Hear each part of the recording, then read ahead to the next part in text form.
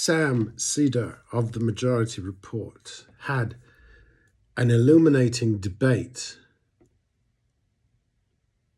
No, it wasn't really. It was just a row with 20 young conservatives. I can't find the full coverage, but one young woman made the statement for the rest. White Christian culture is the dominant culture in America, and that the rest who come here must integrate into that melting pot. I think there's a contradiction. I think very probably that, as with a stew, everybody mixes and something new comes out onto the menu from this melting pot. So it's a bad metaphor. They need to get rid of it. Dominant culture has anyway failed. It might be there in the US government institutions, since they are based on European government originals with the less sympathetic institutional flaws of European systems in the pot. But culturally, please. This country culturally is massively African, Hispanic, Asian, Italian, and Jewish. What she's talking about is Anglo-Saxon. And they remain where they have always been, customs officers at airports. Their perfect cultural employment. She reiterated this dominant over and over. It sounded martial, as if it needed to enforce itself, and that this is what they want or think that they want. I think the notion of a culture as a thing that clubs everybody, beats you down, is interesting. It's very Protestant, very Northern European. I always think of culture as something that kind of buoys you up, bubbles around you, is full of joy and music and that kind of stuff. My experience has been odd where these notions are of concern. I'll never know. If I had been brought up in England, for instance, until my ages of consent, what I might think of or value, but I was not. Now, I was brought up by English parents until the age of 12, so there is a consistency there. But I don't believe I was brought up Englishly. I was surrounded by villages.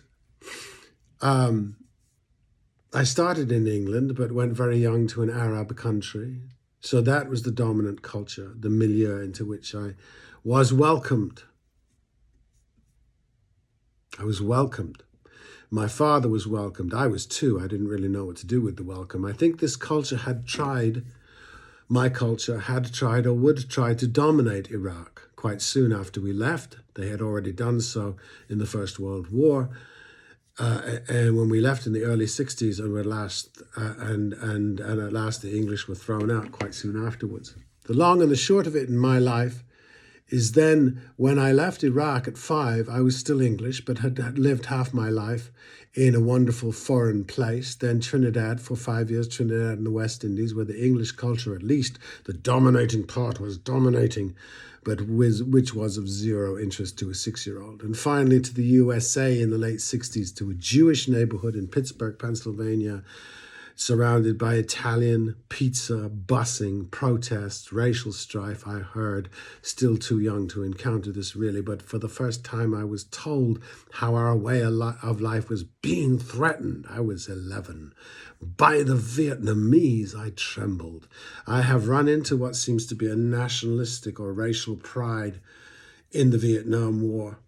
Humans seem to do this quite a lot, turn an obvious tragic idiocy into some kind of heroic event after the fact. Movies of the Red Tide, the Yellow Peril were shown in my 5th grade math class. I didn't understand the irony yet of that kind of thinking. I was living in a conquered colonial country and was deadly afraid that another civilization was dead set on conquering and colonizing us. That was communism coming to do that. That England and other European countries had conquered the world in the previous 500 years and dominated with its culture and its armies, perhaps set the pattern for the rest of existence. The Americans might have been right, except that Vietnam won and the Yellow Peril stopped. Enough of that stuff, history, oh my God, yuck. The young woman was promoting, the young conservative was promoting quite instinctively monoculture as the ideal, the place where we were all happier, that we all yearn for, really. And I guess that means that when the migrants cross the southern border, they will be compelled by some inner drive to create their monoculture in the middle of the bigger one. They will become this throbbing threat of another monoculture, and they will be in the middle of the dominant one who will have to crush them. Alarming. I have been into Texas, Austin, Texas, where you can go to great Mexican restaurants where they only speak in Spanish. And they smile. In the Bronx, too. But somehow, because of my odd upbringing, I found this quite attractive. And I have learned a little Spanish. I can only believe her.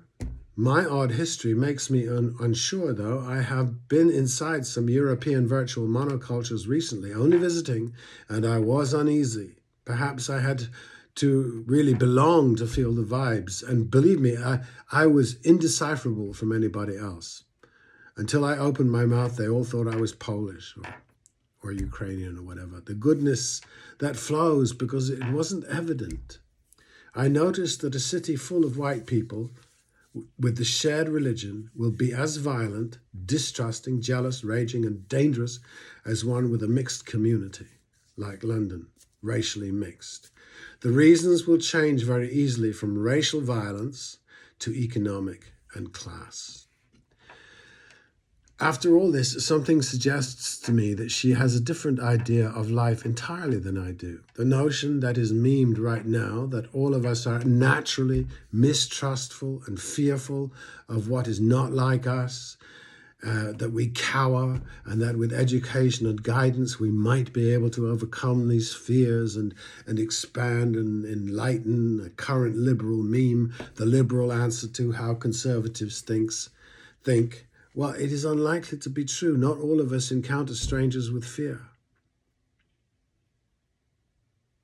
And if you come from a culture or a family or a background or a university or a state or a club, that means when you walk down the street and you encounter somebody who's not you and you are fearful, your family, culture, club have failed.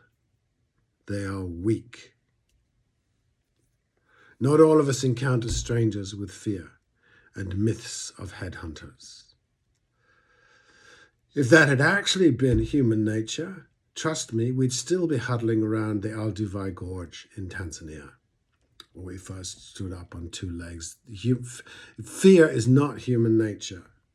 Fear is a nice check on what is actually human nature, which is curiosity, exuberance, etc.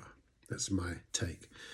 And I wondered where this conservative girl might get to in life without ever leaving home, going away, without breaking from mom and dad, another part of my historical oddness. Is it only in cases of divorce that children really incest their parents critically? Allow them to be persons and separate and live one's own life, visiting often at Christmas, not forever tied to aprons, moving from mom to wife to daughter.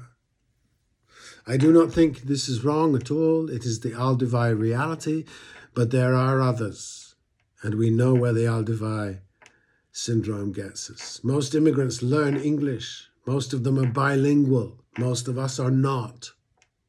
So which is the dominant culture? Tell me. I know which one has to be because of their shortcomings.